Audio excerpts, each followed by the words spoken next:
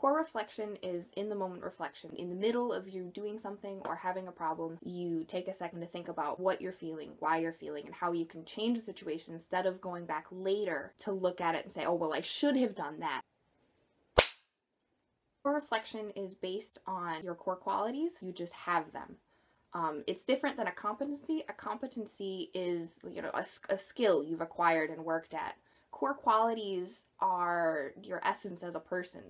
Your core quality is that you're a musical person. Maybe you've never worked on that because, that's not where your life went, or you haven't had the chance to, but you still have that core quality as part of you. You focus on your core qualities, and then you use those as what you're confident in to apply that when you're having issues. Everyone is born with a whole bunch of core qualities. They can be you're patient, you're nurturing, you are excited about learning, you're musical, you're cooperative, you're very trusting, you are trustworthy. These are all core qualities, and even if you haven't developed them, you still have them as part of who you are. Core reflection might sound like it's contrary to a growth mindset, but it's really not. A growth mindset is I can acquire this skill. Just because I don't have it right now doesn't mean I can never do it. So you have these core qualities that sound contrary to a growth mindset, but it's because you haven't developed them. The growth mindset is that you can always do better. You can always try something new and get better at it.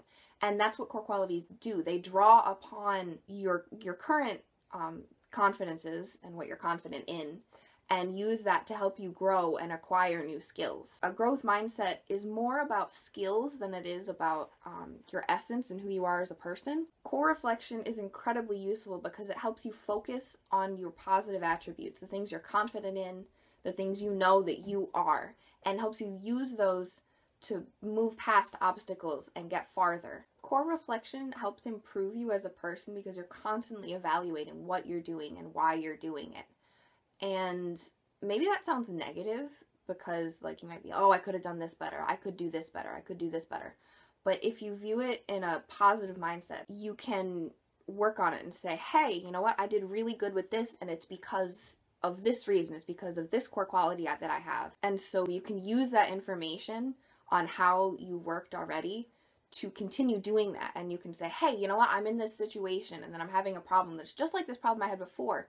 And last time I remember I used this particular core quality, and so now I can do that again. And it's a way to be more mindful about your actions and your speech and how you interact with the world and other people, instead of just complaining about how other people work. In my high school, our choreographer was always talking about the designers and how they didn't like certain choices they made.